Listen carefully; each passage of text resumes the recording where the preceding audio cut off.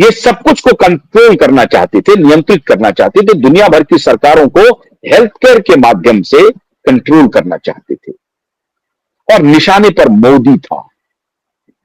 और इसीलिए भारत में बड़ी तेजी से मांग हो रही थी, जल्दी दबा लाओ, जल्दी दबा लाओ। और इसके लिए उनको पैसे मिले थे मित्रों, पैसे।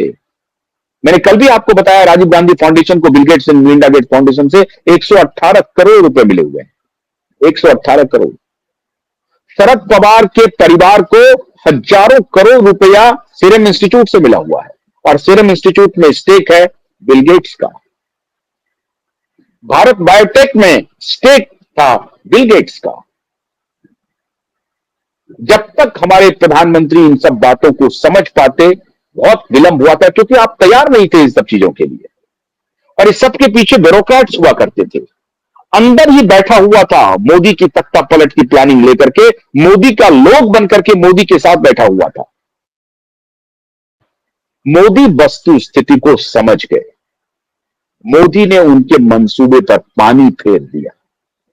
जिस प्रकार मैंने आपको बताया कि ठीक नवंबर के पहले अमेरिका की इकोनॉमिक पॉलिसी, इकोनॉमिक स्थिति बहुत अच्छी थी, ट्रंप के दोबारा जीतने की संभावना थी, लेकिन ट्रंप को ठीक इलेक्शन के पास पंक्चर किया गया और खत्म हो गए। आज अगर ट्रंप WHO पहला, जैसे ही ट्रंप ने पहले दिन का ऑफिस संभाला 20 जनवरी 2024 को, 2025 को, उन्होंने पहला निर्णय लिया, WHO अमेरिका को बाहर किया।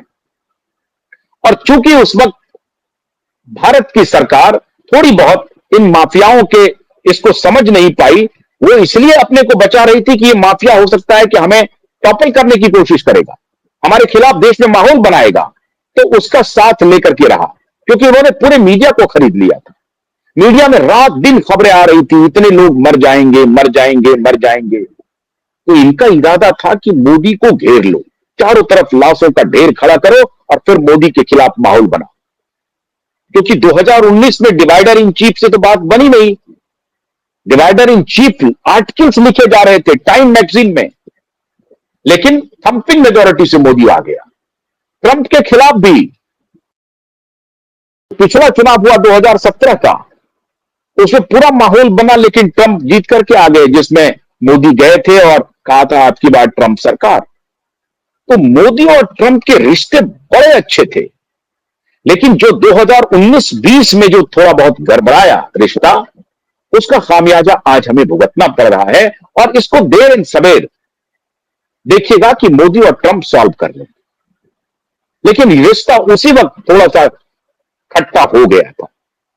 लेकिन भारत सरकार की मजबूरी थी इन माफियाओं को पकड़ते हुए, क्योंकि माफिया के बड़ा गेम प्लान हो गया था कि लाशों का ढेर खड़ा करना है और मोदी को बाहर कर देना है।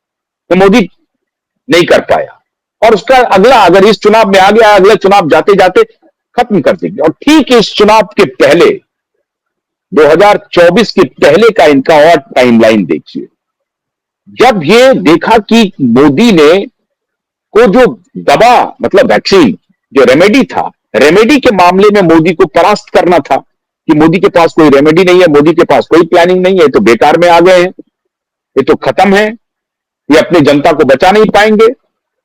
तो देखा कि ये तो जनता को किसी तरीके से बचा लेके चला गया। तो फिर 24 में जो उसका प्राइम एजेंडा था डिपॉपुलेशन का एजेंडा पूरा चल रहा था पूरी दुनिया में, दुनिया भर के लोगों को मारो, पॉपुलेशन कंट्रोल करो। और इस पर मैं बहुत पहले एक वीडियो बनाया हूं कि किस प्रकार से एलन मस्क और बिल गेट्स दोनों दुश्मन हैं। जैकमा, चाइना के जो जैकमा है, वो दोनों दुश्मन है। ये लोग कह रहे हैं कि पॉपुलेशन बड़ी समस्या नहीं है, पॉपुलेशन ऑन डिक्लाइन है, पॉपुलेशन कोलैप्स है, एजिंग हो रही है, हमारी युवा आबादी पूरी दुनिया में घटती जा रही है। और ये पापी कह रहा है कि पॉपुलेशन बढ़ता जा रहा है। आज से 50 साल के बाद जो साइकिल शुरू होगा, उसमें पॉपुलेशन और डिक्लाइन कर जाएगा।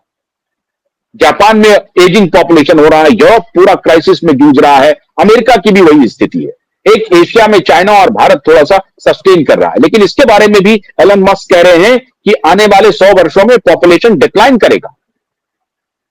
लेकिन ये माफिया कह रहा है कि नहीं, पॉपुलेशन ऑन द राइज है। यूरोप में आप जाकर के देखिए, घर के घर खाली हैं। जापान में देखिए, घर के घर खाली हो रहे हैं, बूढ़ा पॉपुलेशन आपको मिलेगा वहां पे। रूस में पॉपुलेशन की ये हालत है, इतना बड़ा रूस, 14 करोड़ की आबादी है मात्र, और ये माफिया सब जगह घूम घूम के कहता है कि पॉपुलेशन बहुत बढ़ गया है। तो ये, और इसी को ये ग्रेट रीसेट कह रहा था। तो इन सब कुछ फोनेटिक्स की वजह से थोड़े रिश्ते खराब खराब हुए मोदी और ट्रंप के। लेकिन अब धीरे धीरे मोदी चूंकि समझ गए थे, तो मोदी ने कहा कि नहीं, हम वैक्सीन देंगे। अगर वैक्सीन नहीं देते तो ये फैलाते कि मोदी वैक्सीन देने में नाकाम रहा, और इनको मालूम था कि वैक्सीन का फिर एडवर्स इफेक्ट होगा, तो फिर हम ये नैरेटिव देंगे कि अरे वैक्सीन देके मार दिया।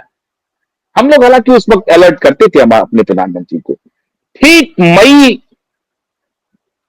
2024 के पहले फरवरी 2024 में इंग्लैंड से एक खबर को ब्रेक करवाया कि एस्ट्राजेनिका वैक्सीन जो है उससे मौतें हो रही हैं,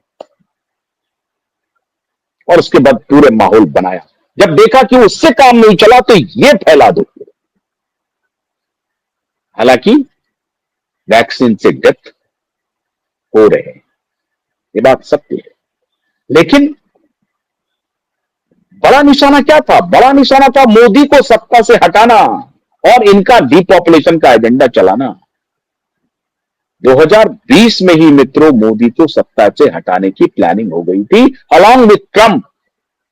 लेकिन टाइमिंग ये थी कि 2019 में चुनाव हुआ था, मोदी थंपिंग मेजॉरिटी के साथ मई में जीत के आ चुके थे, तो मोदी के ब्यूरोक्रेट्स को खरीद करके इन्होंने खेल कर लिया।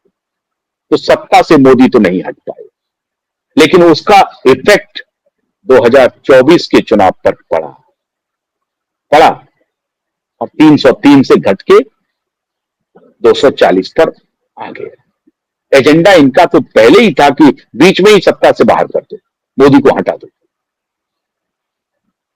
तो ये माफियाओं की पूरी, और इनकी इसकी प्लानिंग में भारत का पूरा एक कुनबा, जिसके बारे में मैंने कल आपको बताया है, ये सब मिलके काम कर रहे थे, सब आज भी कर रहे हैं, बदस्तूर है, जारी है। अमेरिका में बैठक हो रही है, इंग्लैंड में बैठक हो रही है, हर जगह बैठक हो रही है। तो मोदी को कैसे बाहर निकाला जाए? मोदी लेकिन नहीं निकल पा रहे।